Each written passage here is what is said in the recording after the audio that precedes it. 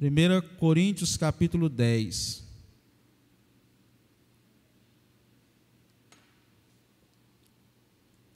Irmãos, hoje eu sabia o que falar, mas não sabia aonde falar, né?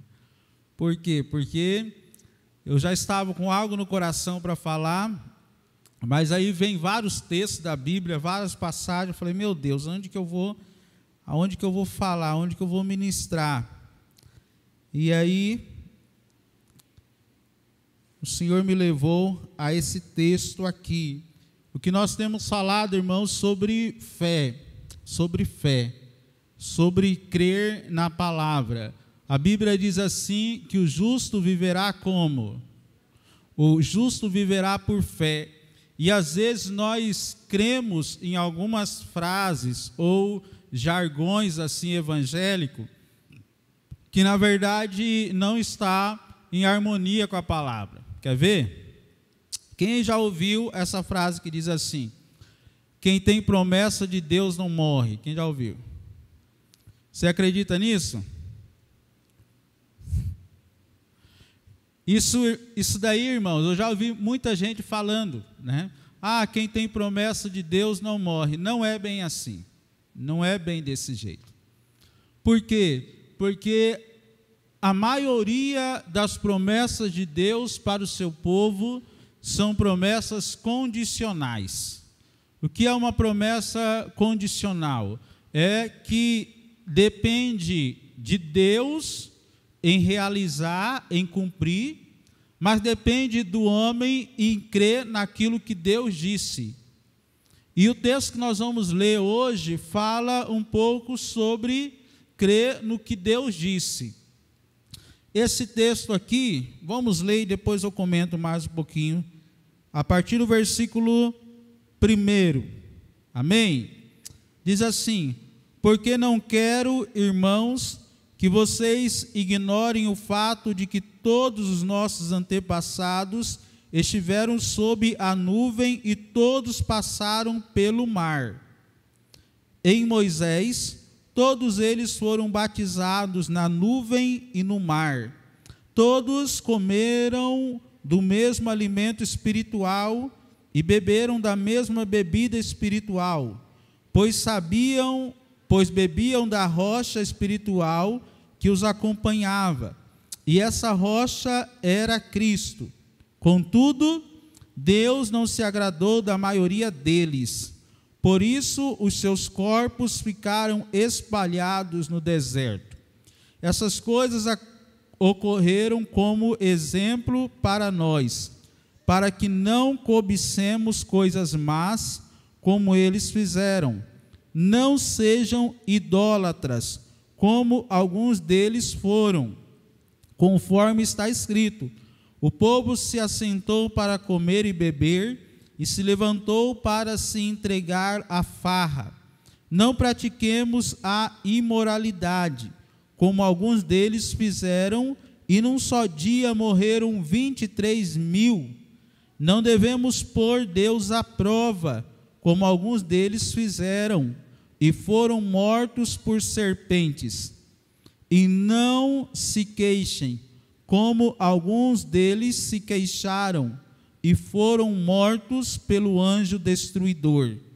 Essas coisas aconteceram a eles como exemplos, e foram escritas como advertência para nós, sobre quem tem chegado o fim dos tempos.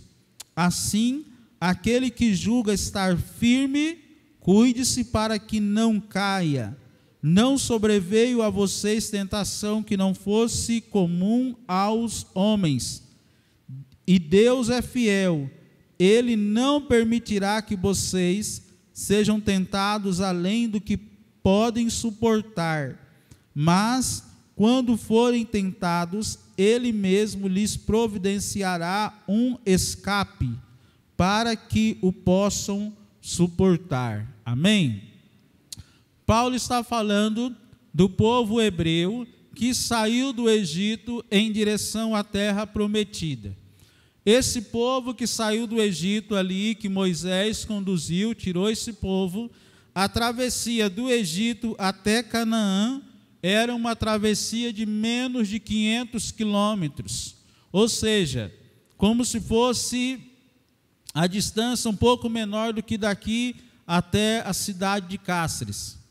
Eles chegavam do Egito até Canaã, mas eles foram o quê? Eles foram andando, e era uma multidão. Esse trajeto geralmente era feito entre 30 a 40 dias andando. Ou seja, Deus, quando disse para Moisés falar para Faraó, disse assim: olha, deixe o meu povo ir, deixe o meu povo ir. E aquele povo ali, ele saiu do Egito, e aí o apóstolo Paulo começa a dizer: olha, esse povo que foi liberto do Egito, que a nuvem acompanhava esse povo passou pelo mar, ali simbolizando o batismo. Esse povo, ele comeu do maná no deserto. Esse povo, quando estava no deserto, estava com sede, eles bebiam da água que saía da rocha, ou seja, esse povo experimentou a providência, o cuidado de Deus sobre a vida deles, e Deus tinha uma promessa. Qual era a promessa? Eu vou fazer esse povo entrar na terra que mana leite e mel. Essa era a promessa de Deus para aquele povo. Aquele povo saiu do Egito para conquistar essa promessa. Só que o versículo 5 diz assim: contudo, Deus não se agradou de muito deles. Na verdade, os historiadores vão dizer que saíram quase 2 milhões de pessoas do Egito. 2 milhões de pessoas do Egito. Das pessoas que saíram do Egito com idade para a guerra, quantos que entraram na terra prometida? Alguém lembra? 2, isso aí, irmão. 2. Ou seja, a cada 1 milhão entrou só 1. Mas a promessa não era para todo mundo entrar, ou era só para esses 2? Para todo mundo entrar, mas só entraram 2. Só entraram 2.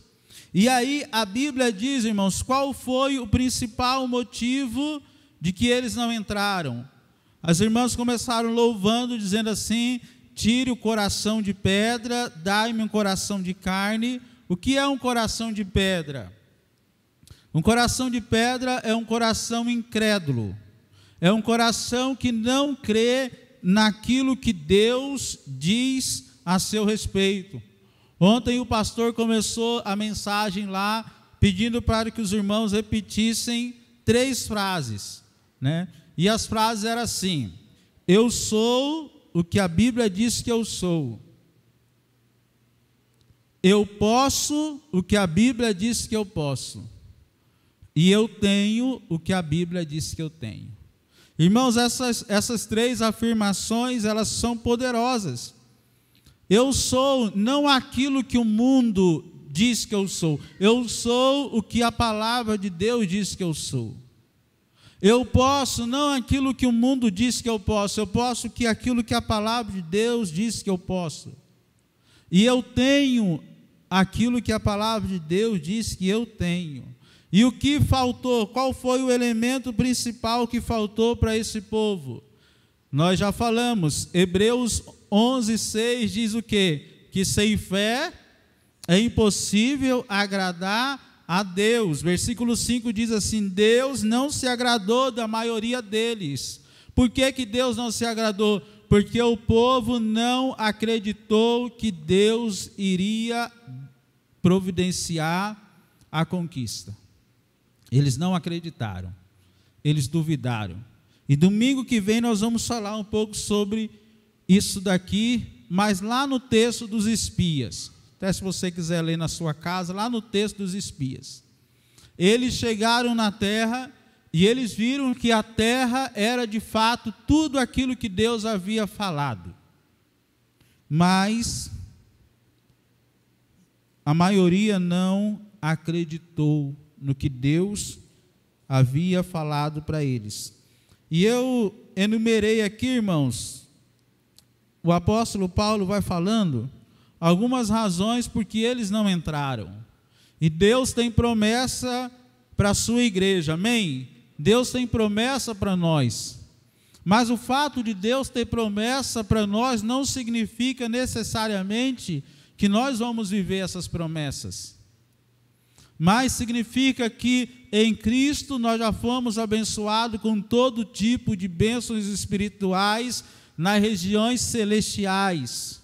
E aí a fé faz com que essas bênçãos que estão nas regiões celestiais, elas possam estar sendo visualizadas aqui nessa esfera física, natural.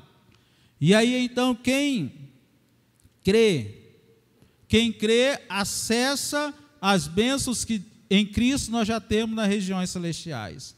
E quem não crê? Quem não crê, não acessa. A Bíblia também diz assim, irmãos, que pela fé nós entendemos. Você quer entender a Bíblia? Só é possível pela fé. Nós precisamos exercitar a nossa fé. E aí o apóstolo Paulo, olha aí na sua Bíblia, versículo 6. Diz que aquele fato ocorreu para que servisse de exemplo para nós hoje. Para que nós pudéssemos olhar para o passado e tomar aquela história como exemplo para a nossa vida hoje. Primeira coisa, que o versículo 6 nos orienta: não cobiçar as coisas más. Não cobice aquilo que é ruim. Eles cobiçaram, eles desejaram aquilo que Deus não havia dado a eles. A cobiça do que é ruim. Eles cobiçaram. O Senhor diz: olha, não cobice o que é mal, não deseje o que é mal. Depois o versículo 7 diz assim: não sejam idólatras. Aquele povo, na primeira oportunidade que eles tiveram, Moisés subiu ao monte e ali adorando a Deus. A Bíblia diz que Moisés ficou 40 dias sem beber água e sem comer. E aí o povo lá embaixo falou: olha, Moisés está demorando muito. E aí chamaram Arão, que era irmão de Moisés, e disseram: olha, esse homem sumiu. Esse homem sumiu. E nós precisamos adorar a Deus. E esse homem sumiu. E aí Arão fala: mas o que eu vou fazer? Qual foi a ideia do povo? Faça um bezerro de ouro para nós adorarmos. Faça um bezerro de ouro para nós adorarmos. E Arão, ainda aprendendo, caminhando, Arão, ele cede à voz da multidão. Irmãos, quantos que não têm adorado a Deus, buscado o Senhor, porque estão cedendo à voz da multidão, até liderança. Às vezes fazer o que o povo quer que faça, falar o que o povo quer que fale. E Arão vai e diz: olha, mas como que eu vou fazer isso? Quando eles saíram do Egito, os egípcios deram joias para eles. Eles foram pegar aquelas joias e jogaram assim para Arão e falaram: faça um bezerro de ouro com esse ouro. E ele derreteu o ouro e fez um bezerro de ouro. Por que um bezerro de ouro? Porque o bezerro de ouro já era adorado lá no Egito. Já era adorado no Egito. Então, quando eles estão ali, eles falam: nós queremos adorar alguma coisa. Moisés não voltou, faça um bezerro de ouro. E Arão faz um bezerro de ouro. E eles começam a adorar aquele bezerro e começam a festejar. E aí, de repente, já tinha bebida e bebida alcoólica. Eles começam a beber e eles começam ali a entrar na farra. E Moisés desce de lá com as tábuas da lei. Não sei se você lembra. E aí, quando ele chega e ele escuta um barulho. Ele escuta um barulho. E ele fala: isso não é barulho de guerra, isso daí é outra coisa. E quando ele chega lá, ele vê o povo naquela situação, adorando o bezerro, o que ele faz? Ele joga a pedra da lei no chão e quebra aquela pedra. Ele acabou fazendo algo que ele não deveria fazer, mas ele fez.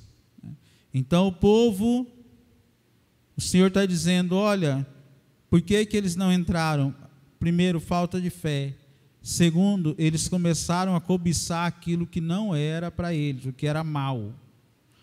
Terceiro, começaram a idolatria. Depois a Bíblia diz assim, olha o final do versículo 7. O povo se assentou para comer e beber e se levantou para se entregar à farra. Versículo 8. Depois disso, a Bíblia diz assim, que eles praticaram imoralidade sexual. Imoralidade sexual. Números 25 vai falar isso. Eles se envolveram com algumas mulheres que adoravam os ídolos dos seus povos, e eles então começaram a se prostituir com essas mulheres, e essas mulheres levaram eles para se prostrar diante dos seus ídolos. Se prostrar diante dos seus ídolos. E os homens começaram a se prostrar diante dos ídolos dos outros povos. Uma coisa foi levando a outra. A Bíblia também nos fala que Salomão, ele desviou de Deus por causa das muitas mulheres que ele tinha, que adoravam outros deuses, que levou ele a adorar outros deuses também. E a Bíblia diz aqui, não pratiques a imoralidade sexual. Esse foi um dos motivos, como alguns deles fizeram, e num só dia morreram 23 mil pessoas, devido a esse fato. Morreram 23 mil pessoas.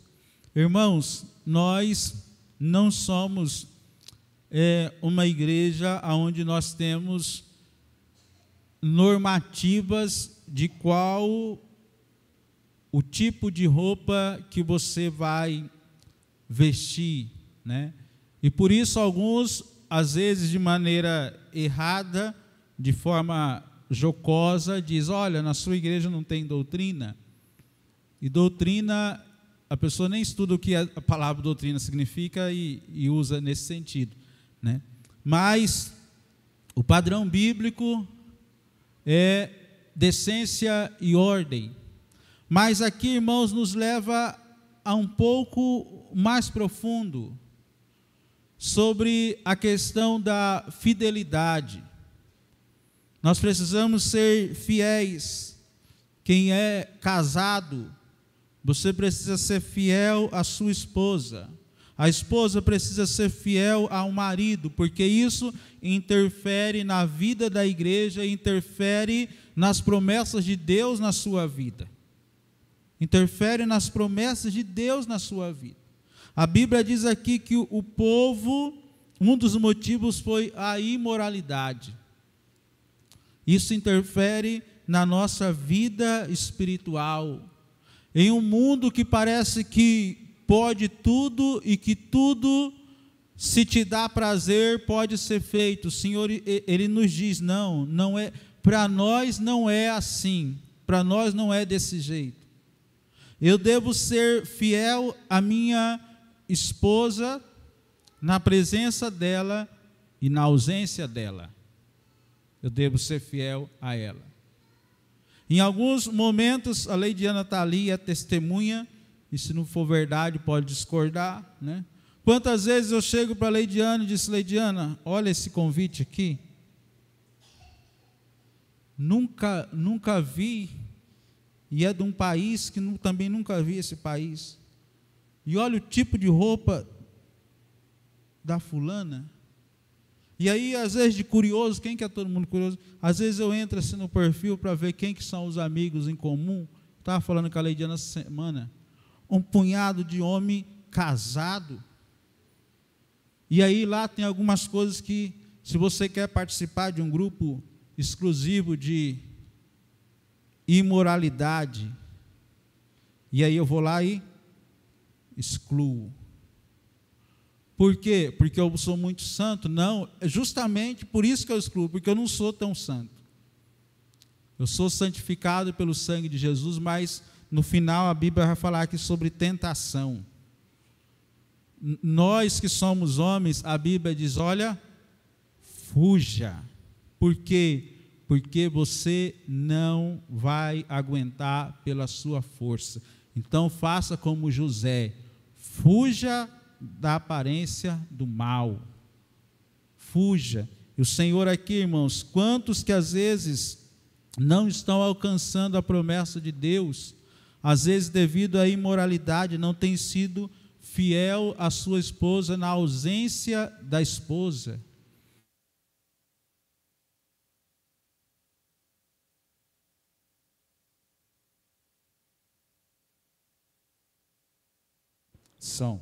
Não tem sido fiel à sua esposa nas redes sociais. Irmãos, ainda que ninguém veja, o nosso Deus ele vê. E isso daí vai o quê? Vai interferir na minha vida espiritual. Isso vai interferir quando eu levantar as mãos para adorar a Deus e dizer: Espírito Santo, Espírito Santo, venha. E aí a Bíblia diz que o Senhor resiste. O Senhor resiste. Mas aos humildes ele concede graça. O povo não entrou devido à imoralidade. Nós precisamos colocar o nosso coração diante do Senhor e falar: Senhor, trata o meu coração. Senhor, trata o meu coração. Versículo 9 diz assim: não ponha o Senhor à prova. Eles tentaram o Senhor, tentaram o caráter de Deus. Colocaram o caráter de Deus à prova. Versículo 10 diz assim: não murmure, não murmure. Irmãos, quantas pessoas estão perdendo aquilo que Deus tem para a sua vida por causa da murmuração? Porque só reclama. Nada está bem, nada está bem, só reclama. Não consegue encontrar nada para ser grato a Deus. Não consegue encontrar nada. Deus está derramando bênção, Deus está cuidando, Deus está abençoando, mas a pessoa só murmura, só reclama. Esse povo aqui, Deus, olha que coisa boa, irmãos. Quando eles saíram do Egito, ia caminhar no deserto, Deus durante o dia fazia com que uma nuvem ficasse por cima deles. Quem aqui já trabalhou na roça, né, capinou, você está ali trabalhando no sol, aí você, quando para uma nuvem em cima, assim, você valoriza a nuvem. Quem aqui já valorizou a nuvem? Pô, que nuvem, chegou na hora certa essa nuvem. Só que às vezes o que acontece? Ela chega e já vai embora, e aí sobra o sol para nós. Deus fez uma nuvem por 40 anos, uma nuvem caminhava sobre eles, 40 anos, a nuvem sobre eles. Aí a nuvem parava, eles paravam. A nuvem começava a andar, eles andavam. Isso também simbolizando que o Espírito Santo de Deus nos mover conforme o Espírito nos dirige. A Bíblia diz que tinha uma coluna de fogo à noite, para quê? Para proteger o povo das feras e para aquecer, porque no deserto à noite é muito frio. Deus estava cuidando. Faltou comida, Deus enviou o maná. Não tinha água, Deus enviou água. Deus foi cuidando do povo, mas na primeira dificuldade o povo reclamava. Na primeira dificuldade o povo queria voltar para o Egito. Na primeira dificuldade eles queriam matar Moisés, o líder. Na primeira dificuldade eles murmuravam. Irmãos, que nós possamos tirar dos nossos lábios o espírito de murmuração, de reclamação. Acorde pela manhã e agradeça a Deus. Agradeça o Senhor, mais um dia de trabalho. Agradeça o Senhor pelos filhos que você tem, pela casa que você tem, pela família que você tem. Agradeça. O povo só murmurava, não entrou. Tem gente às vezes que está na vida da igreja, você encontra a pessoa, depois de 5 anos, você pensa assim, aquela pessoa que eu conhecia, ela murmurava muito, agora eu vou ver ela, tal, depois de 5 anos, você pergunta para ela, e ela só murmura. Ninguém está bom, ninguém é bom o suficiente, ninguém presta para aquela pessoa, né? E eu lembrei a história de uma velha que diz que não falava, uma irmã velhinha que não falava mal de ninguém. E aí o pessoal começou a ficar incomodado, porque as pessoas iam lá e pegava aqueles exemplos de alguns irmãos e falava para ela, e ela sempre achava qualidade, e aí alguém um dia falou assim, mas hoje a gente pega ela. Hoje ela vai falar mal de alguém. Aí chegaram e disseram assim, ô irmã, você viu, né? Como que o diabo é terrível. O diabo é terrível, irmã. Porque ele fica aí tentando destruir as vidas das pessoas. Uma vez, 2 vezes, várias vezes, o diabo é terrível. Aí, a pessoa, quero ver o que ela vai falar agora, né? Ela falou assim, mas nós temos que aprender com ele. Mas como assim, irmã, aprender com ele? Porque ele não desiste, né? Ele já sabe que ele é perdedor, ele nunca vai vencer, mas ele não desiste, né? A gente desiste tão fácil, a gente tem que aprender com ele. Aí ele falou, não, irmão, eu abandono, com você não tem jeito, você não fala mal de ninguém, nem do diabo, né? Imagina, então a gente tem que aprender a fazer isso, não murmurar, né? Murmura, reclama, né? Isso nós temos que tirar do nosso coração, tem que aprender a tirar do meu coração, em nome de Jesus, amém? A Bíblia continua dizendo assim, versículo 12, aquele que julga está firme. Quem é que está firme? Amém? A Bíblia diz, cuide-se para que não caia. Está firme? Cuide-se para que não caia. Ou seja, fique vigilante, fique atento. Aí o versículo 13 diz assim, não sobreveio a vocês tentação que não fosse comum aos homens, ou seja, que não fosse humana. A tentação, ela é humana. A tentação, ela é humana. O diabo, ele existe sim, assim como Deus, você não, às vezes ainda não viu, mas você crê e você sente a presença de Deus. Infelizmente, o inimigo também existe. E a Bíblia diz assim, que cada um é tentado pelo quê? Cada um é tentado pelo desejo que está dentro dele. Se você tem um desejo muito grande de ficar rico, cuidado, ele vai colocar uma cilada com relação ao dinheiro em você. Possivelmente, alguma coisa nesse sentido. Se a pessoa ela tem um desejo muito grande pelo sexo oposto, e tem que ter mesmo, né? O homem tem que ter o desejo pelo sexo oposto. Senão como é que vai namorar e depois casar, né? Mas, se a pessoa ela tem um desejo muito grande, você pode tomar cuidado. Guarde essa área do seu coração, porque é aí que você vai ser tentado. É aí que você vai ser tentado. Se você não gosta de doce, quem aqui não gosta de doce? Todo mundo gosta? Se você não gosta de doce, pode ter certeza, você não vai ser tentado nessa área. Agora, se você gosta de doce, vai ser a área que você vai ser tentado, né? Vai ser a área que o inimigo vai tentar a sua vida.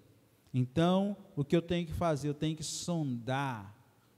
Para encerrar, eu vou só citar um texto lá de Salmo. O salmista diz assim, que ele colocou o que? Ele diz assim, eu coloquei um guarda na minha boca. Coloquei um guarda na minha boca, para não pecar. Ou seja, qual era o problema dele? Possivelmente falava demais, né? Coloquei um guarda na minha boca, um vigia na minha boca, eu vou ficar sondando, não dá aquela vontade de falar, não. O guarda vai falar, opa, segura aí, segura a onda, você vai arrumar problemas se você falar, né? Então aí, ele segurava. E aí a Bíblia diz, irmãos, Deus é fiel, Ele não permitirá que vocês sejam tentados além do que você possa suportar. Ou seja, toda tentação não é além das nossas forças.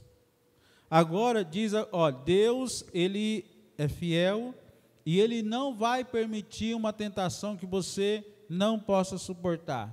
Isso significa que Deus não vai te deixar cair? O que você acha? Não. Porque antes ele disse, quem está em pé, cuidado para que não caia. Agora ele diz, olha, porém, eu não vou deixar o diabo, a tentação ser maior do que o que você pode suportar. Mas a última decisão é sua, se você vai ceder ou se você vai permanecer em fé. E aí diz assim, Ele mesmo providenciará um escape, para que possam suportar a tentação. O escape. Deus, Ele providencia escape. Deus nos dá sabedoria, inteligência, né? Deus nos dá sabedoria e inteligência. Eu estava conversando com alguém e falei, tem ambientes que nós devemos evitar. Tem situações que nós devemos evitar, né? Para quê? Para nos guardar, para guardar o nosso coração. Para quê, irmãos? Para dizer que a gente é mais santo que o outro? Não. Para que nós possamos entrar naquilo que Deus tem para as nossas vidas. Amém? Entrar naquilo que Deus tem para a vida dos nossos filhos, né? Para que nós possamos acessar aquilo que Deus já disponibilizou para cada um de nós, né? Deus, Ele tem para você que uma família abençoada, amém? Você que é homem, marido, Deus tem uma família abençoada para você. Então o inimigo ele vai tentar destruir a sua família como? Como a gente tem visto ele destruído famílias, né? Em quais áreas? Na área da intimidade, na área do dinheiro, né? Na área às vezes do temperamento. E aí a gente tem que falar o quê? Senhor, né? Igual o cantor, muda o meu coração. Senhor, eu preciso me tornar mais semelhante a Ti. Eu preciso mais parecer com o Senhor. Eu preciso parecer mais com o Senhor Jesus. O Senhor tem que mudar o meu coração. Eu estou sendo tentado nessa área, irmão. Nós temos que ser reais e sinceros com Deus. Senhor, eu estou sendo tentado nessa área. Eu não posso ceder a essa tentação. Eu não posso ceder a essa tentação. Se eu ceder, isso daí pode desgraçar a minha vida, pode acabar com a minha família, pode acabar com uma história que eu venho construindo.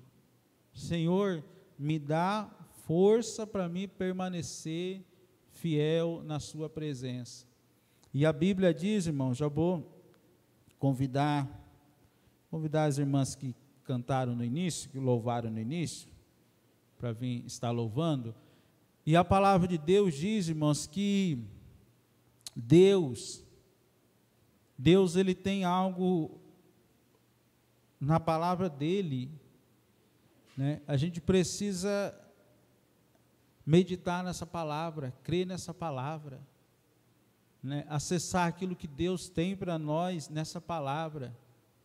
O que Deus tem para você, o que Deus tem para a igreja, o que Deus tem para nós, irmãos, é algo tremendo. Uma família, o quê? Uma família abençoada.